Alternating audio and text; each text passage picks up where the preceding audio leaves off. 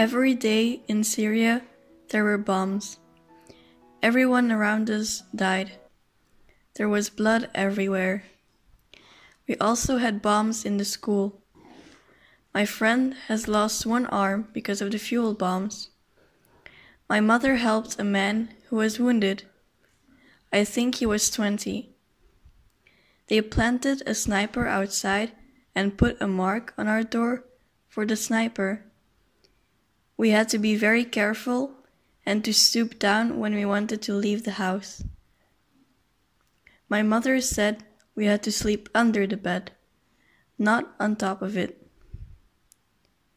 Once, my sister refused to sleep under the bed, and the sniper came close to the house.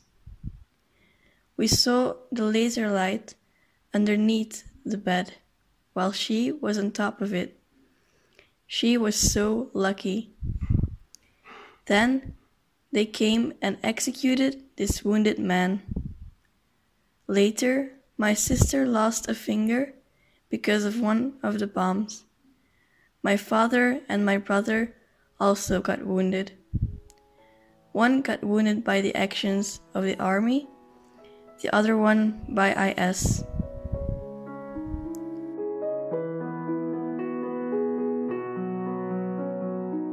In Afghanistan, there's war. Just war. All war. Nothing but war.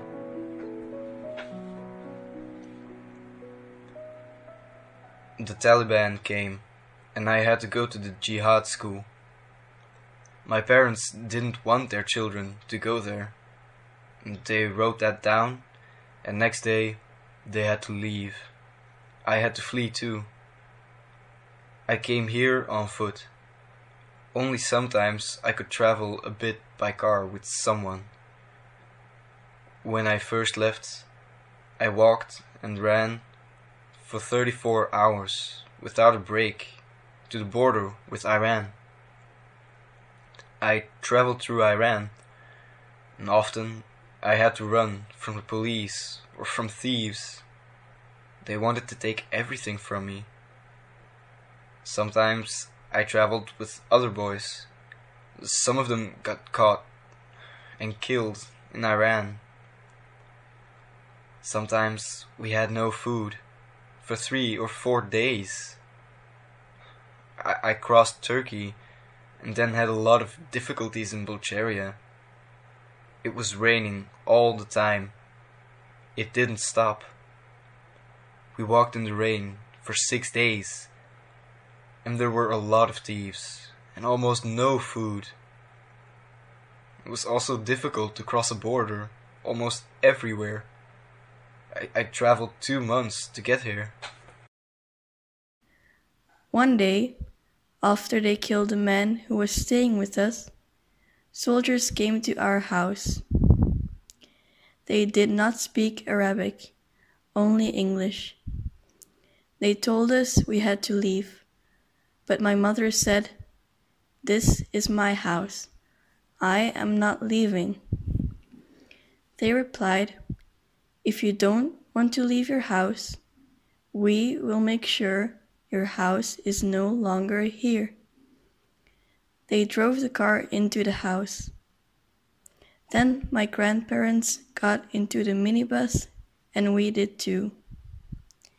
We went to the Lebanon. One of my brothers left earlier. Because he was almost 18, my mother sent him to Egypt. He went to study there so that he would not have to fight in the army. He is still in Egypt. I haven't seen him for 5 years. Life was very hard in Somalia. People fight, there's not a lot of food, a lot of diseases. I had problems. That's why I had to leave my family.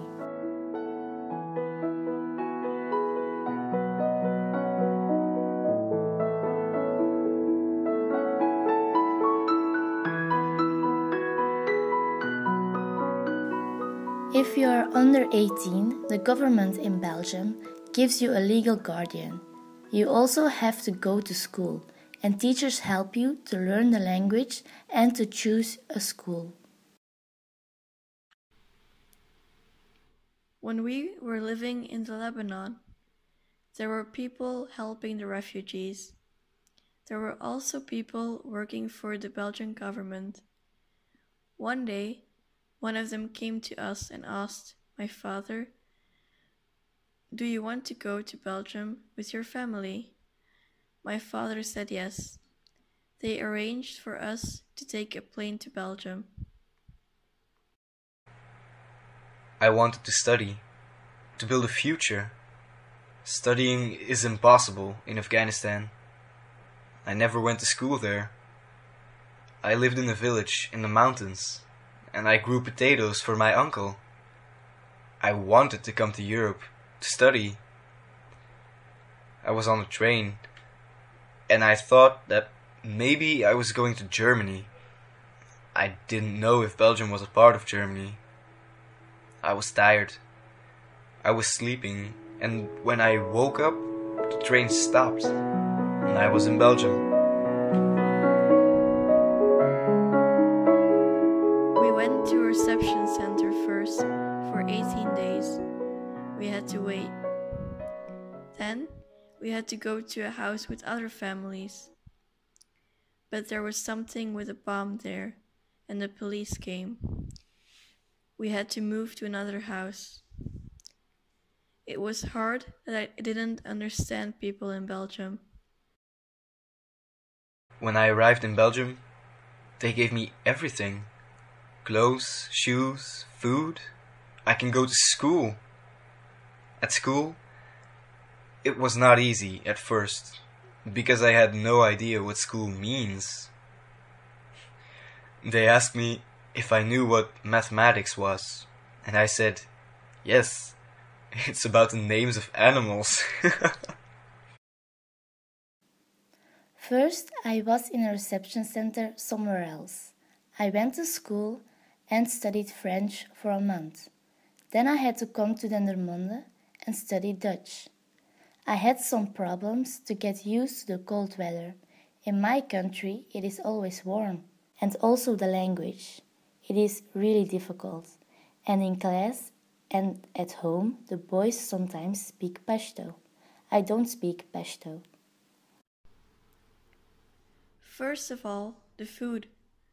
When we arrived, we could only eat Belgian food. Now we sometimes have Syrian or Arabic food. But my mother also prepares Belgian food. We like chicken with fries. We also like that we have Arabic shops in the neighborhood. Also riding a bike. We learned that when we came here because everyone here knows how to do it.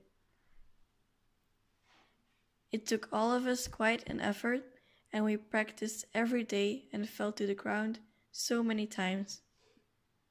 I am glad I can ride a bike now like everyone in Belgium.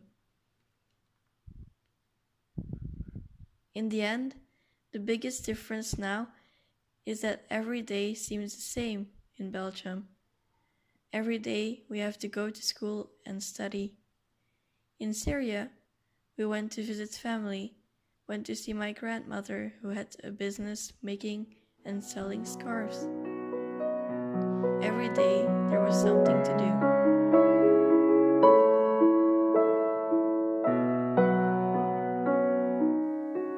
My parents and 4 younger brothers still live in Somalia. I send messages, I use WhatsApp. I have no family left, except my sister. She lives in Afghanistan, in our village.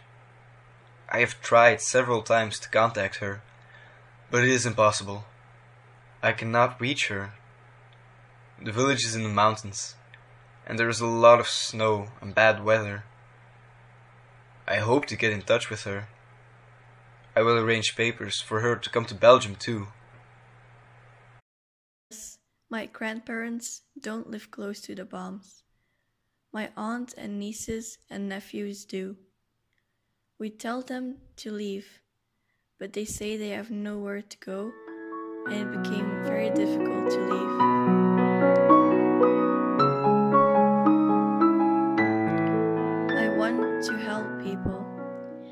would like to work in a home for elderly people. Or maybe I can become an interpreter. I like helping in class when new students don't understand Dutch. I will never go back. I don't want to go back. Going back would mean my death. I will study and find a job here.